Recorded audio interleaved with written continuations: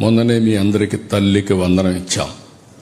ఎంతమంది పిల్లలుంటే అంతమందికి 15,000 రూపాయలు ఇచ్చి మీ పిల్లల్ని ప్రోత్సహించిన ప్రభుత్వం ఇక్కడ ఎన్డీఏ ప్రభుత్వం అని చెప్పి కూడా నేను మీకు తెలియజేస్తున్నా.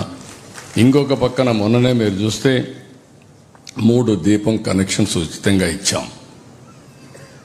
ఈరోజు ప్రధానమంత్రి గారు కూడా చెప్పినప్పుడు మీరు అన్నారు, మనం కూడా 3 ఉచితంగా అందరికీ ఇచ్చాం. ఇంకొక పక్క నిన్నే ఉచిత ప్రయాణ సౌకర్యం.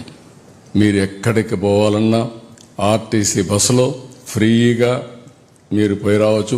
ఉద్యోగానికి పోవాలన్నా, లేకపోతే షాపింగ్ పోవాలన్నా, లేకుంటే మీ పేరెంట్స్ చూడాలనుకున్నా, లేకపోతే ఎక్కడన్నా దేవాలయానికి పోయి దేవుని ఆశీస్సులు తీసుకోవాలన్నా ఫ్రీగా పోయి వచ్చే పరిస్థితి తీసుకొచ్చాం.